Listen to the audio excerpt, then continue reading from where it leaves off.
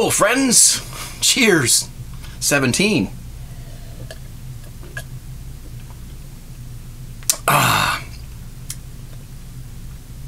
Amber ale? Yes, it's an amber ale. I only poured half a glass. It is a home brew. Amber ale. I only poured half a glass because we're going to get double-fisted today. First thing we're going to do is we're going to try this. This is a bottled version of that hard apple cider that I made. You know, the Mangrove Jacks one that if you watched it a few weeks ago. I did taste it, and it was out of the keg, but this has been in the bottle, and it's been refrigerated, so I'm doing that because it's fogging up. It's pretty clear. So what I want to do, I didn't get to do a side-by-side, kegged versus bottled. So what we're going to do is we're going to pour this. Now, I've broken all of my stemware, so I was going to use like a wine glass. The only one I have is plastic, and I don't know where it is right now, so I've got this thing here. I don't know. It's good enough. It's that, you know, the temper tantrums I throw down here. I get throwing stuff and I break all my glasses. No, that's not it at all. I just have a habit of leaving them in places where they shouldn't be left. So let's crack this open. Hard apple cider, Mangrove Jacks. It's going to be carbonated. Ready? Can you guys see this? Yeah? No? Here. I can't see it because I got stuff in the way. Okay, well, it's fine. I got my monitor over here so I can see. Ah! Poof! I felt that. Okay. Let's give it a pour. Let's give it a pour. Can you hear that? Can you bring that up to the microphone?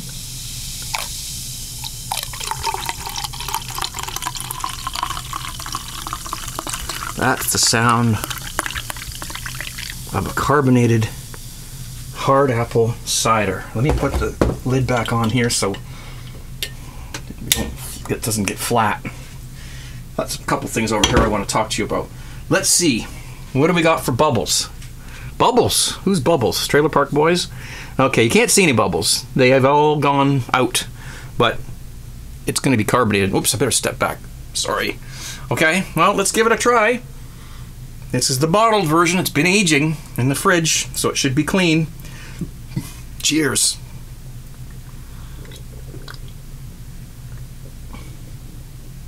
Oh, yeah. That, yes.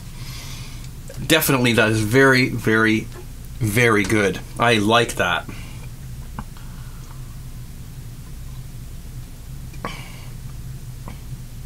Nicely carbonated in the bottle.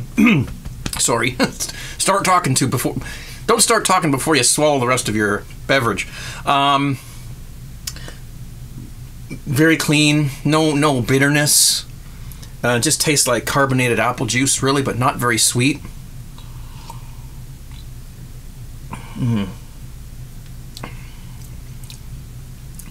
Not too tart. And you can't really taste the alcohol.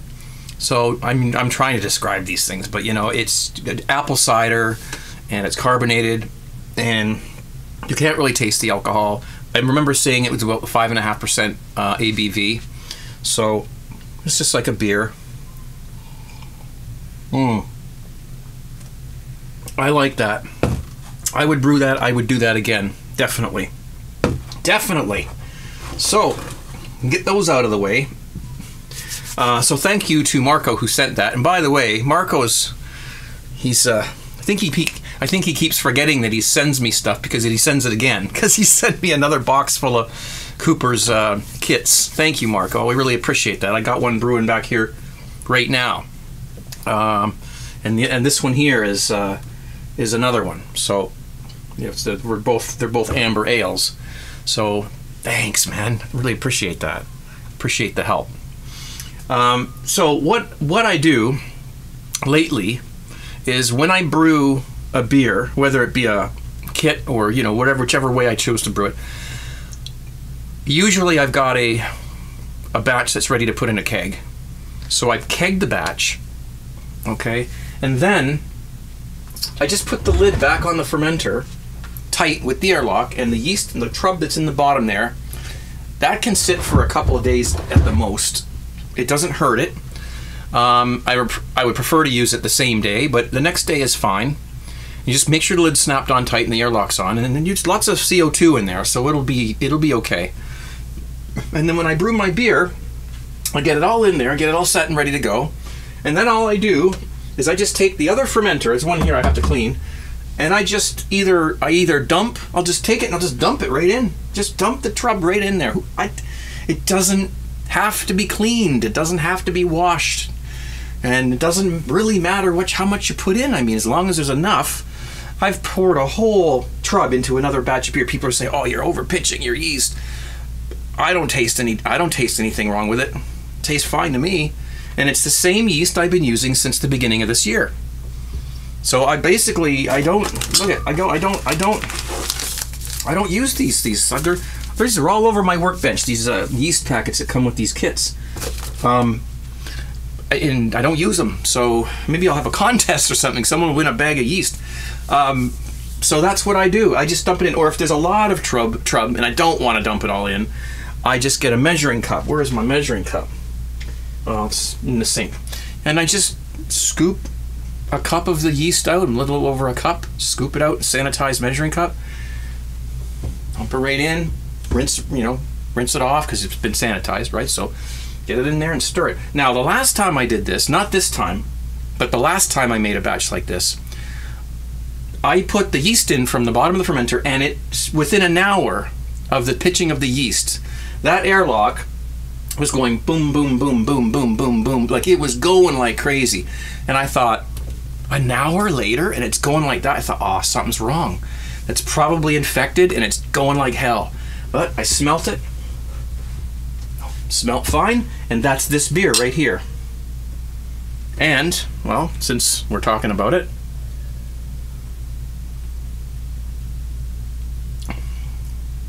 clean as a whistle. Absolutely nothing wrong with that beer. It doesn't have as much flavor as, say, an all grain where you added all your different things to it and hops and whatnot, but it's a clean tasting beer, certainly better than a lot of beers you buy in a store. Especially around here, because where I live, I don't know about us Canadians, but they all seem to like just pilsners and lagers. So that's mostly what you'll find in our beer stores, in our liquor stores, is just, those light colored beers. You do find the darker ones and whatnot, but for the most part, we get the lighter colored ones around here, the pilsners and the lagers. But anyway, the point I'm trying to make is this beer, dumping it in from the other fermenter, the yeast, and it went like crazy. I mean, it went like crazy after an hour, and it tastes wonderful. I mean, there's nothing wrong with this beer at all. So, cheers. So that's what I do. And I take the other bit, if there's any trub left, and I just, put it in the fridge and it only lasts 3, 4, or 5 days, and then it starts to stink. So I think if you're gonna keep your yeast more than a few days, you should go through the procedure of washing it. 8 months now? 8 months since I started using the same yeast, and it's just, still tastes clean, still tastes great, no stress at all. So that's good. All right, I'm double-fisted. Let's officially be double-fisted. Oh, that's good. I don't want to get drunk during this video. Okay, so that's that. Now, I have some pictures I want to show you. One of them I might have already shown in another video, but I'm going to do it anyways because I'm afraid I forgot them. I told you guys if you buy a shirt and you send me a picture of your shirt, are you wearing it, I will use it on this video. So we've got 3 here. We've got Jake. Thanks, Jake. I think I showed Jake already. I think I did, but just in case I forgot, he got a double shot there, possibly. Okay, so thanks, Jake.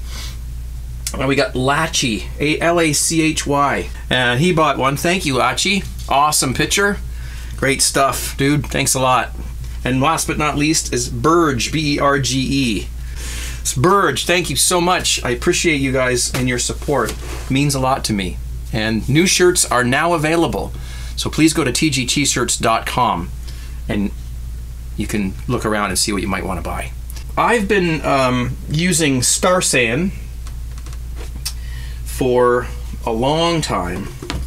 This one's the one I've been using, and as you can see, there's not a lot left. I try to make a batch of Star San, not every batch.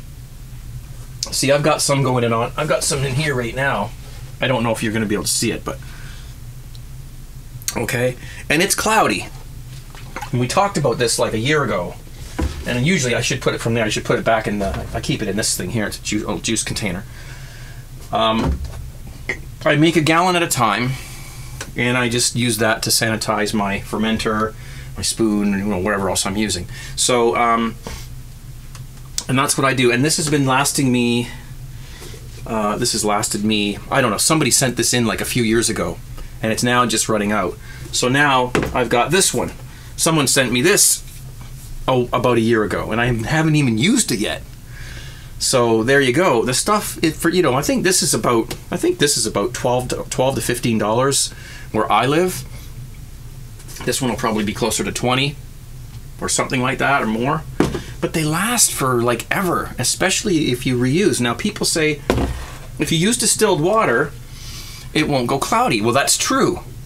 But the cloudy factor doesn't bother it. It doesn't make it not work. I've never had an infection using cloudy Star San. And I have these, I should have got that out before I started. I've got these test strips now. I've got a whole bunch of these, and they are reusable.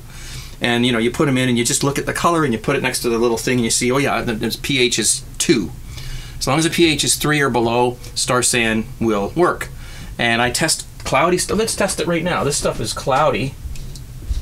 Gotta leave it in for a minute because Star San does take a little bit to, you know, to do its thing. See that, or see the one on the very tip, on the very tip there.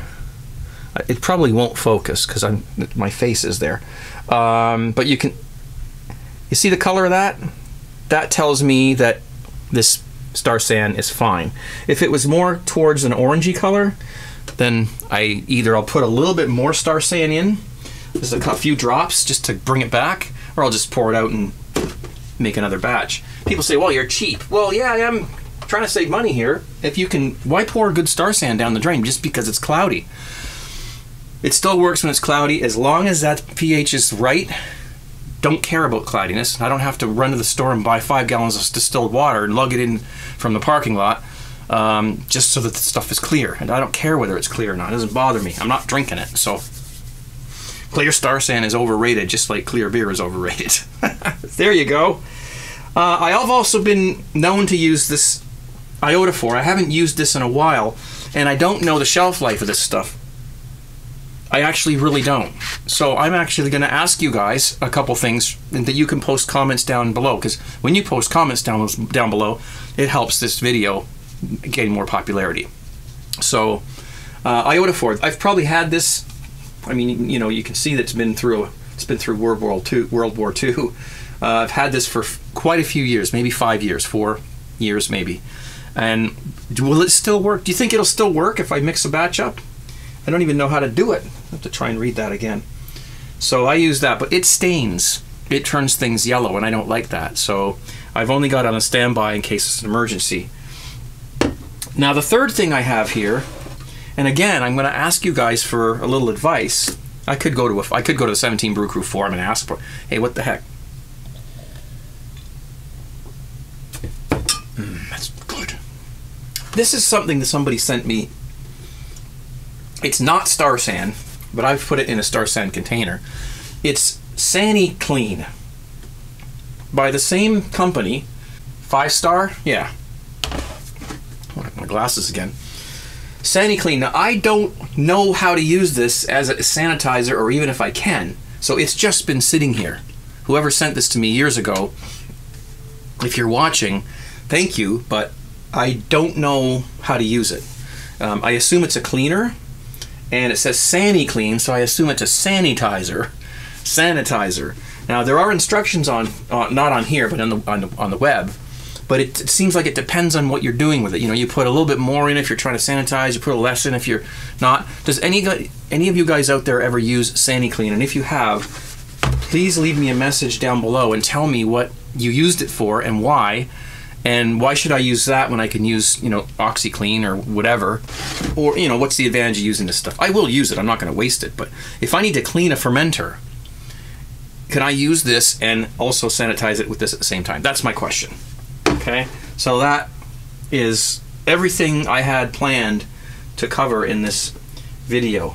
So before I go, I wanted to bring up one of the silly comments that somebody made to me. I get a couple here and there. Sometimes people, I don't know.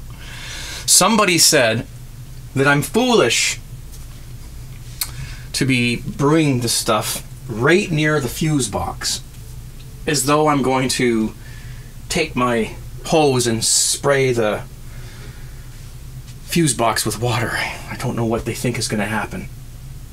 Are one of these things going to explode and short out my house? I don't know. Some people. Okay. I did take electricity in school, and I actually wired an entire kitchen one year, and it was certified by electrician. So I'm okay with electricity, and I think I'm all right, safe. I think I've got everything pretty organized back here. And don't forget the old Craig's Brew Dungeon sign, which somebody sent in a while ago. I hope that person still watches. All right, I'm gonna go. Thank you guys. Give this stuff a whirl if you can, this hard apple cider or whatever flavor you like. It is a little bit better. It is quite a bit better than just buying store-bought apple juice and doing it like a sort of a primitive way. Not that I still won't do that. I like making my inmate brew, as we've called it on here for years. But this is very refined and nice, and just very, very nice. So I recommend it. And thanks to the person who sent this to me and other things as well. Okay, guys, thank you. Have a good weekend. Sorry these aren't really regular like they used to be. I'm very busy. I'm doing my best. So, you know, I'll keep them coming out. I got the other stuff I want to do, as you know. And, you know, keep on trucking. You guys keep on brewing. And I'll see you real soon, okay? Thank you, guys. Cheers. 17.